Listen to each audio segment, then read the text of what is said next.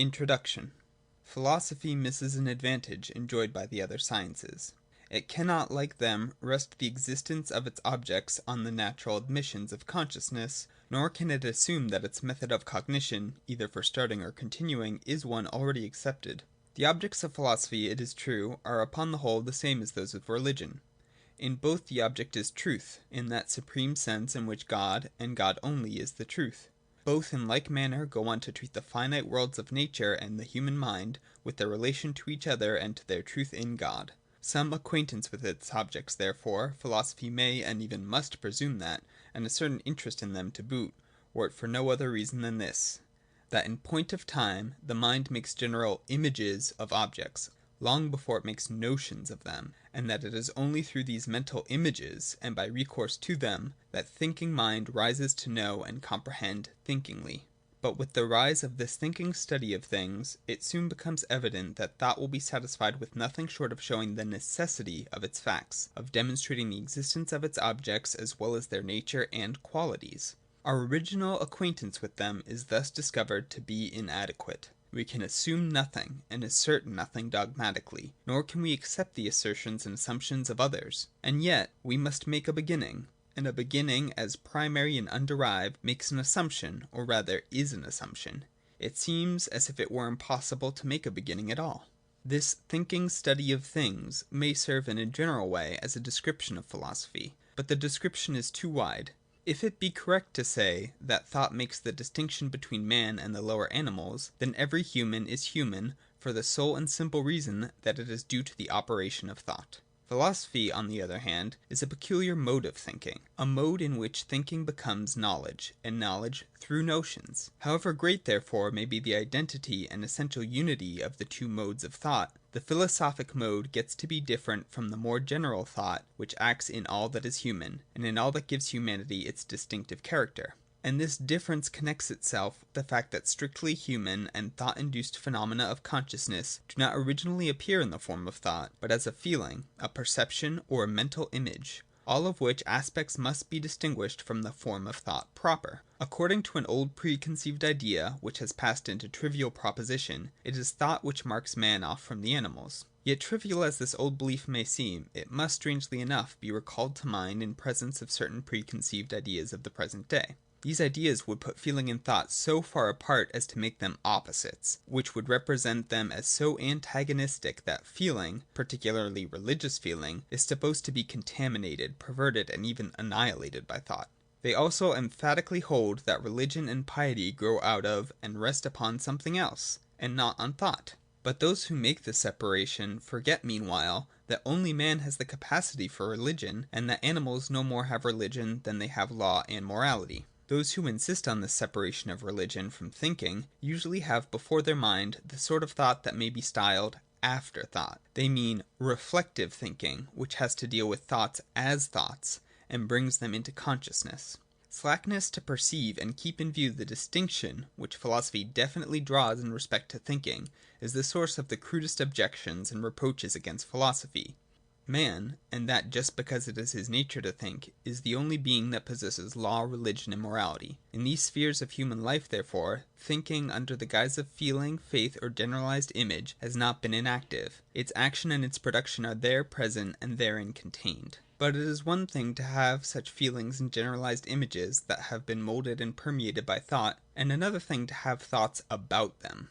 The thoughts to which afterthoughts upon those modes of consciousness give rise are what is comprised under reflection, general reasoning, and the like, as well as under philosophy itself.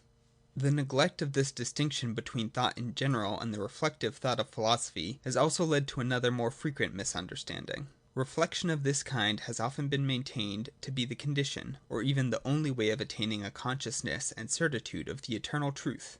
The neglect of this distinction between thought in general and reflective thought of philosophy has also led to another, more frequent misunderstanding. Reflection of this kind has been often maintained to be the condition, or even the only way of attaining consciousness and certitude of the eternal and true.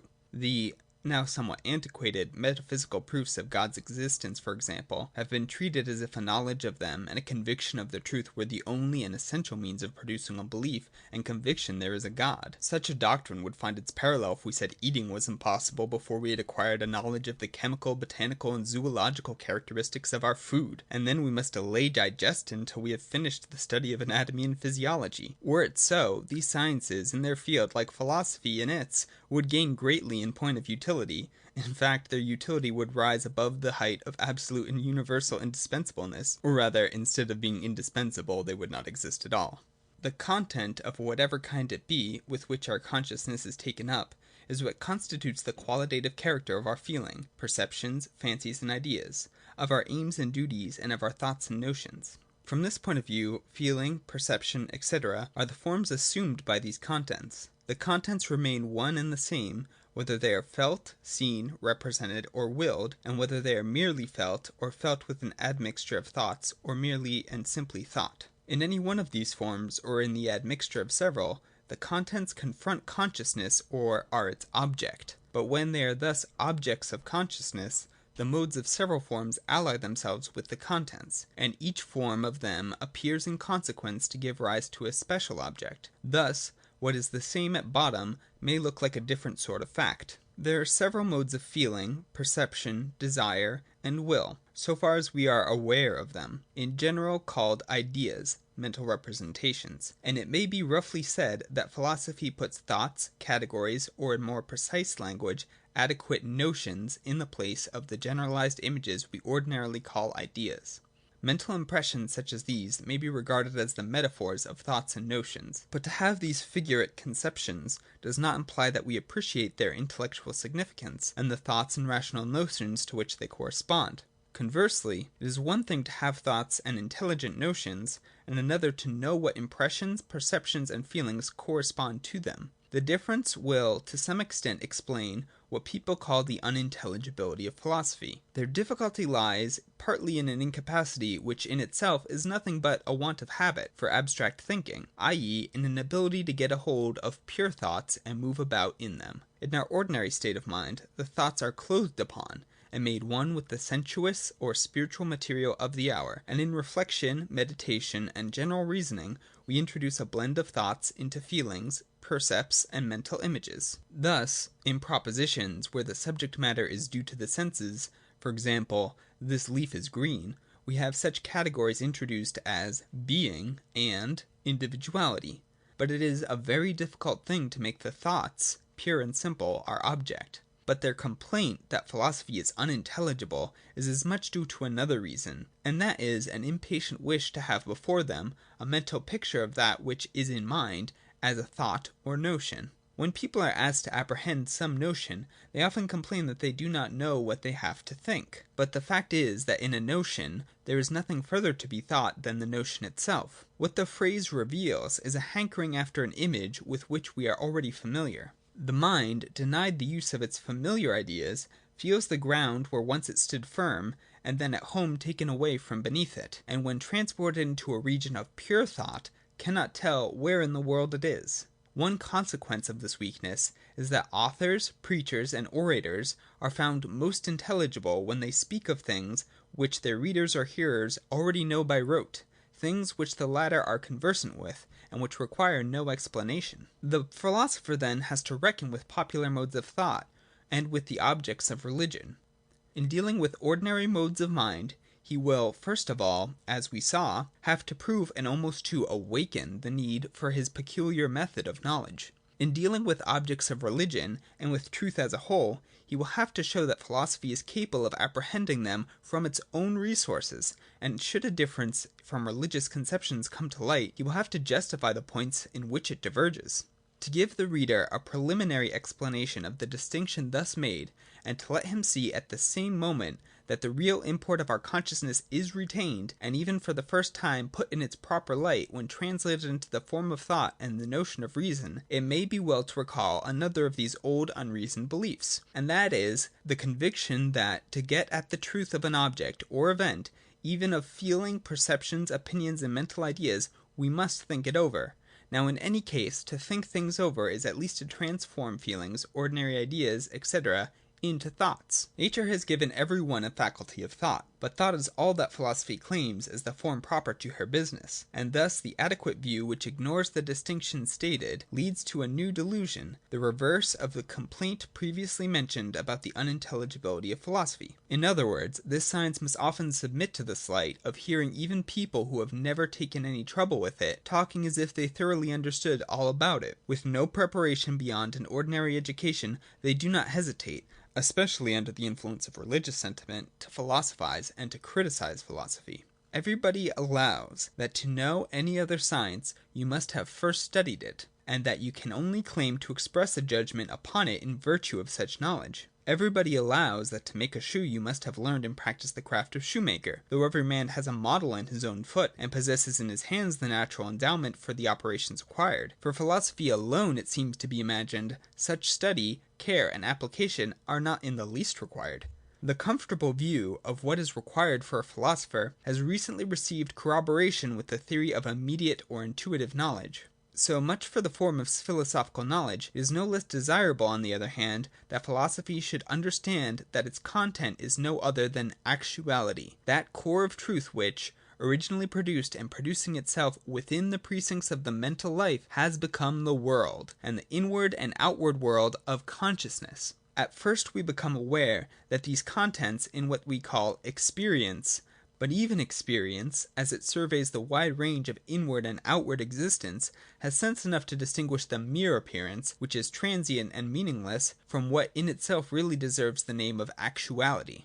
As it is only the form that philosophy is distinguished from other modes of attaining an acquaintance with the same sum of being, it must necessarily be in harmony with actuality and experience. In fact, this harmony may be viewed as at least an extrinsic means of testing the truth of a philosophy. Similarly, it may be held the highest and final aim of philosophical science to bring about through ascertainment of this harmony a reconciliation of the self-conscious reason with the reason which is in the world, in other words, with actuality. In the preface to my Philosophy of Law are found the prepositions, what is reasonable is actual, and what is actual is reasonable. These simple statements give rise to expressions of surprise and hostility, even in quarters where it would be reckoned an insult to presume absence of philosophy and still more religion. Religion, at least, need not be brought in evidence. Its doctrines of divine government of the world affirm these propositions too decidedly. For their philosophic sense, we must presuppose intelligence enough to know not only that God is actual, that He is the supreme actuality, that He alone is truly actual, but only as regards the logical bearings of the question, that existence is in part mere appearance and only in part actuality. In common like, any freak of fancy, any error, evil and everything of the nature of evil, as well as every degenerate and transitory existence whatever, gets in a casual way the name of actuality. But even our ordinary feelings are enough to forbid a casual, fortuitous existence getting the emphatic name of an actual. For by fortuitous we mean an existence which has no greater value than that of something possible, which may as well not be as be. As for the term actuality, these critics would have done well to consider the sense in which I employ it. In a detailed logic, I have treated amongst other things of actuality, and accurately distinguished it not only from the fortuitous, which, after all, has existence, but even from the cognate categories of existence and other modifications of being. The actuality of the rational stands opposed by the popular fancy that ideas and ideals are nothing but chimeras, and philosophy a mere system of such phantasms. It is also opposed by the very different fancy that ideas and ideals are something far too excellent to have actuality, or something too impotent to procure it for themselves. This divorce between idea and reality is especially dear to the analytic understanding, which looks upon its own abstractions, dreams though they are, as something true and real, and prides itself on the imperative ought, which it takes a special pleasure in prescribing, even on the fields of politics, as if the world had waited on it to learn what it ought to be and was not. For if it were as it ought to be, what would come of the precious wisdom of that ought? When understanding turns this ought against trivial external and transitory objects, against social regulations or conditions, which very likely possess a great relative importance for a certain time and special circles, it may often be right. In such a case, the intelligent observer may meet much that fails to satisfy the general requirements of right. For who is not acute enough to see a great deal in his own surroundings which is really far from being as it ought to be? But such acuteness is mistaken in the conceit that, when it examines these objects and pronounces what they ought to be, it is dealing with questions of philosophic science. The object of philosophy is the idea, and the idea is not so impotent as merely to have a right or obligation to exist without actually existing. The object of philosophy is an actuality of which those objects, social regulations, and conditions are only the superficial outside. Thus reflection, thinking things over, in a general way involves the principle, which also means beginning, of philosophy. And when the reflective spirit arose again in its independence in modern times, after the epoch of the Lutheran Reformation, it did not, as in the beginnings among the Greeks, stand merely aloof in a world of its own, but at once turned its energies upon the apparently illimitable material of the phenomenal world. In this way, the name philosophy came to be applied to all those branches of knowledge which are engaged in ascertaining the standard and universal in the ocean of empirical individualities, as well as in ascertaining the necessary element, or laws, to be found in the apparent disorder of the endless masses of the fortuitous. It thus appears that modern philosophy derives its materials from our own personal observations and perceptions of the external and internal world, from nature as well as from the mind and heart of man, when both stand in the immediate presence of the observer. This principle of experience carries with it the unspeakably important condition that, in order to accept and believe any fact, we must be in contact with it, or, in more exact terms, we must find the fact united and combined with the certainty of our own selves. We must be in touch with our subject matter, whether it be by means of our external senses, or else by our profounder mind and our intimate self-consciousness. This principle is the same as that which has in present day been termed faith, immediate knowledge, the revelation in the outward world, and above all in our own heart. Those sciences, which thus got the name of philosophy, we call empirical sciences, for the reason that they take their departure from experience. Still, the essential results which they aim at and provide are laws, general propositions, a theory, the thoughts of what is found existing. On this ground, the Newtonian physics was called natural philosophy. Hugo Grotius, again, by putting together and comparing the behaviour of states towards each other, as recorded in history, succeeded with the help of ordinary methods of general reasoning in laying down a certain general principles and establishing a theory which may be termed philosophy of international law. In England, it is still the usual signification of the term philosophy. Newton continues to be celebrated as the greatest of philosophers, and the name goes down as far as the price list of instrument makers. All instruments, such as thermometer and barometer, which do not come under the special head of magnetic or electric apparatus, are styled philosophical instruments. Surely thought, and not a mere combination of wood and iron, ought to be called the instrument of philosophy. The recent science of political economy in particular, which in Germany is known as rational economy of the state, or intelligent national economy, has in England especially appropriated the name of philosophy. In its own field, this empirical knowledge may at first give satisfaction, but in two ways it is seen to come short. In the first place, there is another circle of objects which it does not embrace. They are freedom, spirit, and God. They belong to a different sphere, not because it can be said they have nothing to do with experience, for though they are certainly not experiences of the senses, it is quite an identical proposition to say that whatever is in consciousness is experienced. The real ground for assigning them to another field of cognition is that in their scope and content, these objects evidently show themselves as infinite. There's an old phrase often wrongly attributed to Aristotle, and supposed to express the general tenor of his philosophy.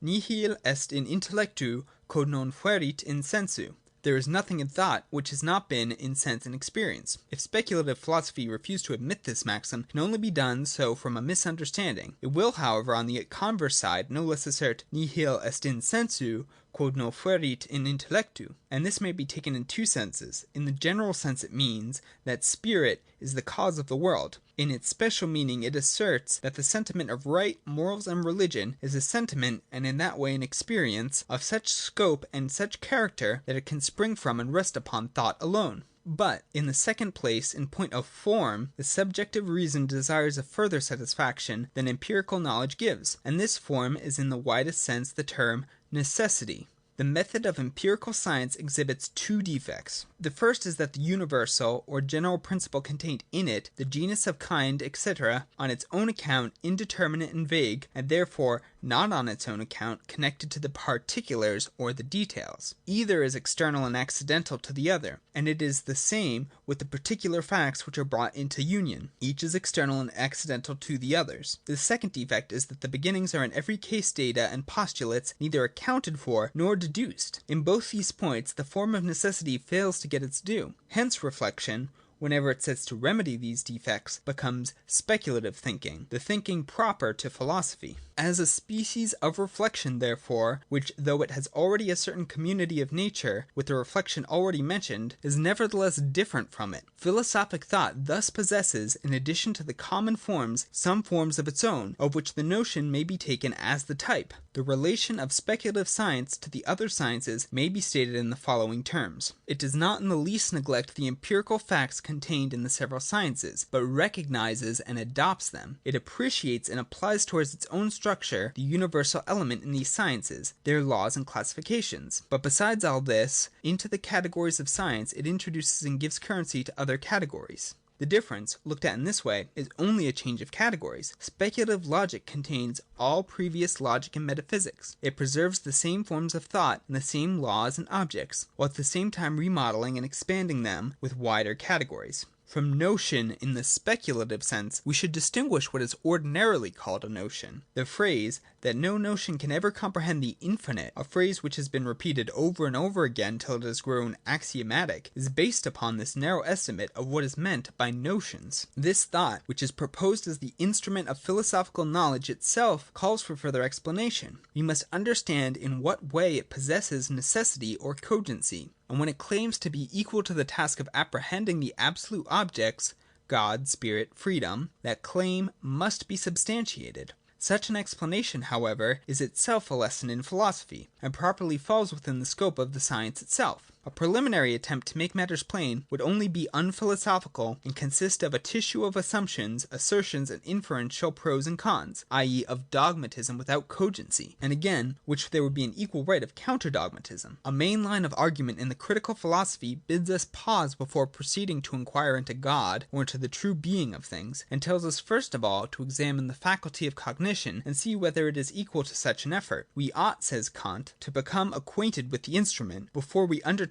the work for which it is to be employed. For if the instrument be insufficient, all trouble will be spent in vain. The plausibility of this general suggestion has won for it general assent and admiration, the result of which has been to withdraw cognition from an interest in its objects and absorption in the study of them, and to direct it back upon itself, and so turn to a question of form. Unless we wish to be deceived by words, it is easy to see what this amounts to. In the case of other instruments, we can try and criticize them in other ways than by setting about the special work for which they are destined. But the examination of knowledge can only be carried out by an act of knowledge. To examine this so-called instrument is the same thing as to know it. But to seek to know before we know is as absurd as the wise resolution of Scholasticus not to venture into the water until we had learned to swim.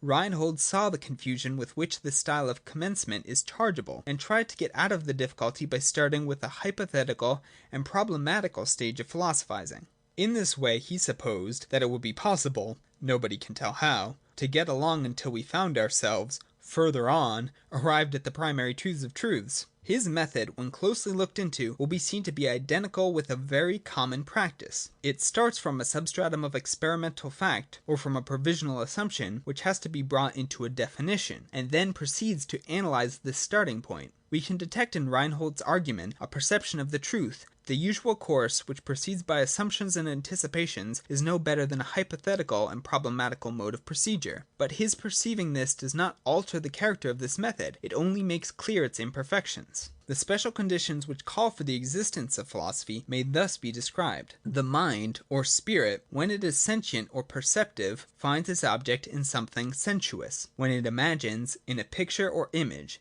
When it wills, in an aim or end. But in contrast to, or it may be only in distinction from, these forms of its existence and of its object, the mind has also to gratify the cravings of its highest and most inward life. That innermost self is thought. Thus the mind renders thought its object. In the best meaning of the phrase, it comes to itself, for thought is its principle, and its very unadulterated self. But while thus occupied, Thought entangles itself in contradictions, i.e. loses itself in the hard and fast non-identity of its thoughts, and so, instead of reaching itself, is caught and held in its counterpart. This result, to which honest but narrow thinking leads the mere understanding, is resisted by the loftier craving of which we have spoken. That craving expresses the preservance of thought, which continues true to itself, even in the conscious loss of its native rest and independence, that it may overcome, and work out in itself the solution of its own contradictions. To see that thought in its very nature is dialectical, and that, as understanding, it must fall into contradiction.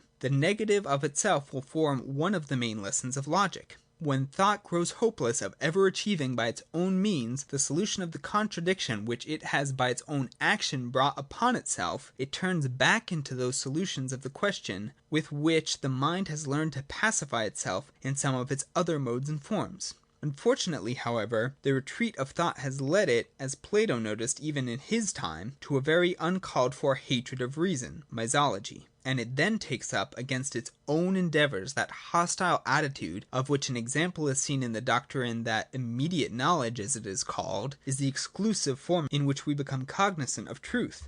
The rise of philosophy is due to these cravings of thought. Its point of departure is experience, including under that name both our immediate consciousness and the inductions from it. Awakened, as it were, by this stimulus, thought is vitally characterized by raising itself above the natural state of mind, above the senses and inferences from the sense into its own unadulterated element, and by assuming, accordingly, at first a stand aloof and negative attitude towards the point from which it started. Through this state of antagonism to the phenomena of sense, its first satisfaction is found in itself, in the idea of the universal essence of these phenomena, an idea, the absolute or God, which may be more or less abstract.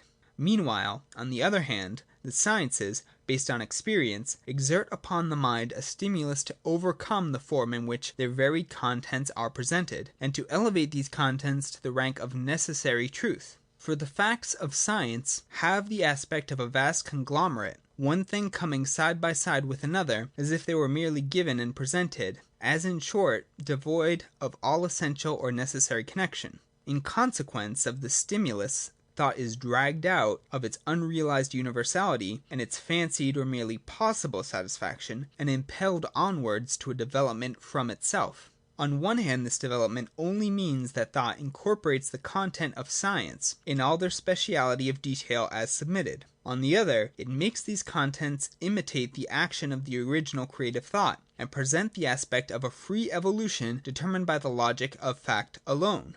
On the relation between immediacy and mediation in consciousness we shall speak later, expressly and with more detail. Here, it may be sufficient to premise that though the two moments or factors present themselves as distinct, still neither of them can be absent, nor can one exist apart from the other. This knowledge of God, as of every supersensible reality, is in its true character an exaltation above sensations or perceptions. It consequently involves a negative attitude to the initial data of sense, and to that extent implies mediation. For to mediate is to take something as a beginning, and to go onward to a second thing, so that the existence of this second thing depends on having reached it from something else, contradistinguishing from it. In spite of this, the knowledge of God is no mere sequel, dependent on the empirical phase of consciousness. In fact, independence is essentially secured through this negation and exaltation. No doubt, if we attach an unfair prominence to the fact of mediation, and represent it simply as implying a state of conditionedness, it may be said, not that the remark would mean much, that philosophy is the child of experience and owes its rise to a posteriori fact. As a matter of fact,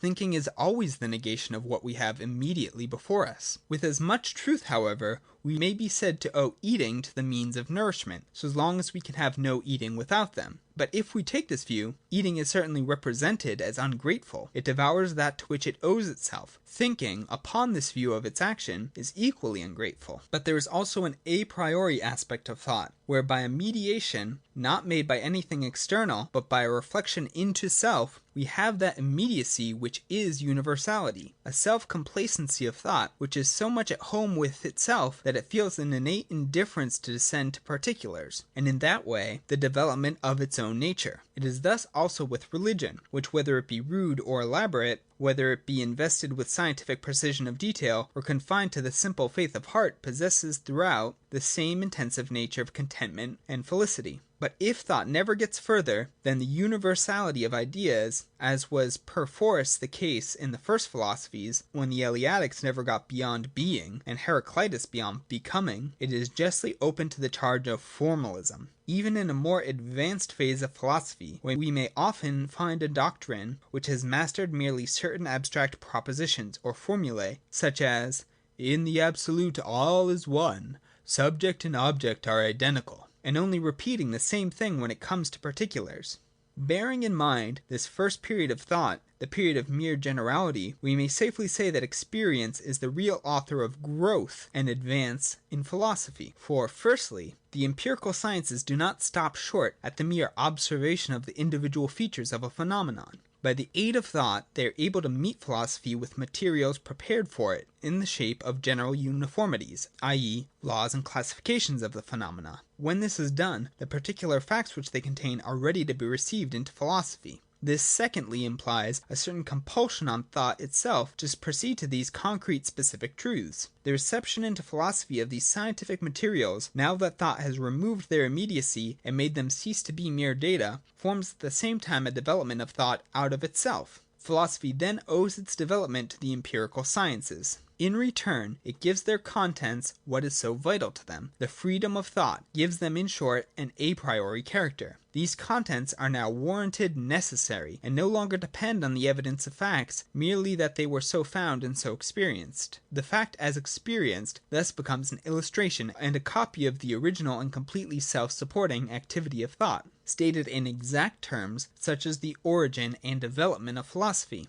But the history of philosophy gives us the same process from an historical and external point of view. The stages in the evolution of the idea there seem to follow each other by accident, and to present merely a number of different and unconnected principles, which the several systems of philosophy carry out in their own way. But it is not so. For these thousands of years the same architect has directed the work, and that architect is one living mind whose nature is to think, to bring self-consciousness what it is, and, with being, thus set as object before it, to be the same time raised above it, and so to reach a higher stage of its own being. The different systems which the history of philosophy presents are therefore not irreconcilable with unity. We may either say that it is one philosophy at different degrees of maturity, or that the particular principle which is the groundwork of each system is but a branch of one and the same universe of thought. In philosophy, the latest birth of time is the result of all systems that have preceded it, and must include their principles. And so, if on other grounds it deserve the title of philosophy, will be the fullest, most comprehensive and adequate system of all. The spectacle of so many and so various systems of philosophy suggests the necessity of defining more exactly the relation of universal to particular. When the universal is made a mere form and coordinated with the particular, as if it were on the same level, it sinks into a particular itself.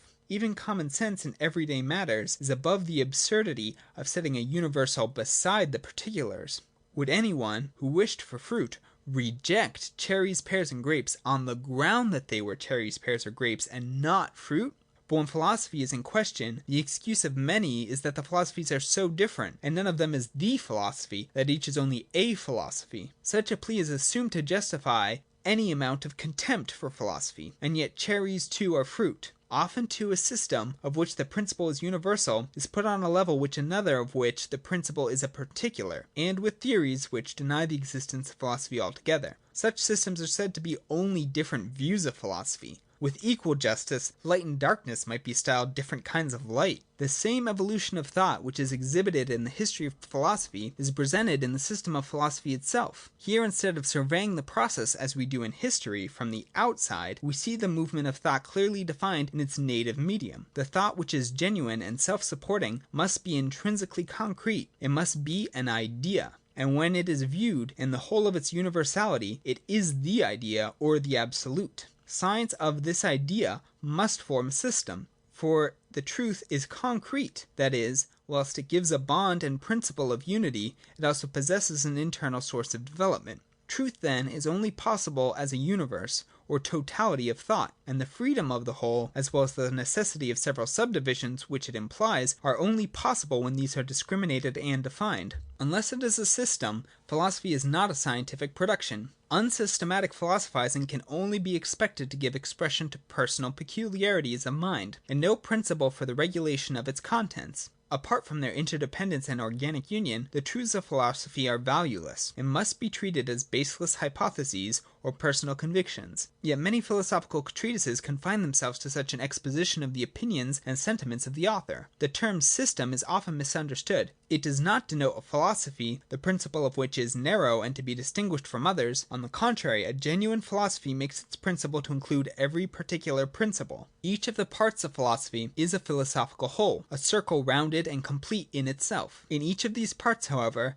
the philosophical idea is found in a particular specificality or medium. The single circle, because it is a real totality, bursts through the limits imposed by its special medium, and gives rise to a wider circle. The whole of philosophy in this way resembles a circle of circles. The idea appears in each single circle, but at the same time the whole idea is constituted by the system of these peculiar phases, and each is a necessary member of the organization. In the form of an encyclopedia, the science has no room for a detailed exposition of particulars, and must be limited to setting forth the commencement of the special sciences and the notions of cardinal importance in them. How much of the particular parts is requisite to constitute a particular branch of knowledge is so far indeterminate that the part, if it is to be something true, must be not an isolated member merely, but itself an organic whole. The entire field of philosophy, therefore, really forms a single science, but it also may be viewed as a total composed of several particular sciences. The encyclopedia of philosophy must not be confounded with ordinary encyclopedias. An ordinary encyclopedia does not pretend to be more than an aggregation of sciences, regulated by no principle and merely as experience offers them. Sometimes it even includes what merely bear the name of sciences, while they are nothing more than a collection of bits of information. In an aggregate like this, the several branches of knowledge owe their place in the encyclopedia to extrinsic reason, and their unity is therefore artificial. They are arranged, but we cannot say they form a system.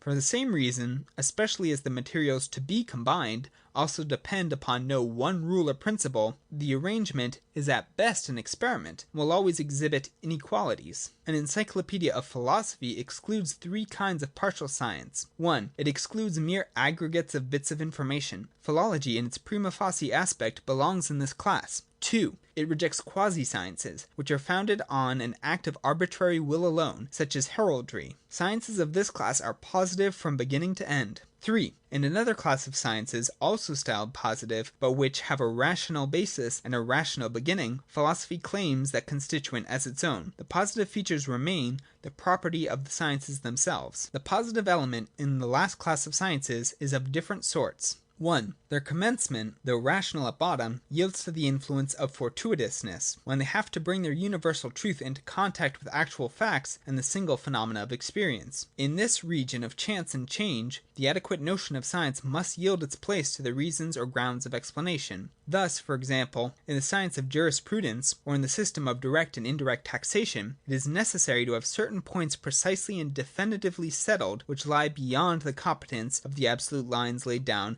by the pure notion. A certain latitude of settlement accordingly is left, and each point may be determined in one way on one principle, and in another way on another, and emits no definitive certainty. Similarly, the idea of nature, when parcelled out in detail, is dissipated into contingencies. Natural history, geography, and medicine stumble upon descriptions of existence, upon kinds and distinctions which are not determined by reason, but by sport and adventitious incidents. Even history comes under the same category. The idea is its essence and inner nature, but as it appears, everything is under contingency and in the field of voluntary action. 2. The sciences are positive also in failing to recognize the finite nature of what they predicate, and to point out how these categories in their whole sphere pass into a higher. They assume their statements to possess an authority beyond appeal. Here the fault lies in the finitude of the form, as in previous instance it lay in the matter. 3. In close sequel to this, sciences are positive in consequence of the inadequate grounds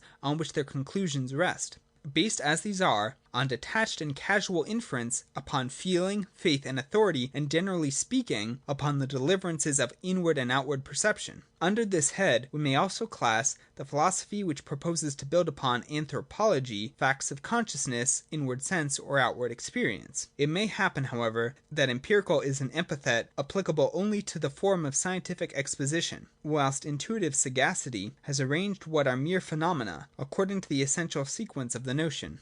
In such a case, the contrasts between the varied and numerous phenomena brought together serve to eliminate the external and accidental circumstances of their conditions, and the universal thus comes clearly into view. Guided by such an intuition, experimental physics will present the rational science of nature, as history will present the science of human affairs and actions, in an external picture, which mirrors the philosophic notion. It may seem as if philosophy, in order to start on its course, had, like the rest of the sciences, to begin with a subjective presupposition.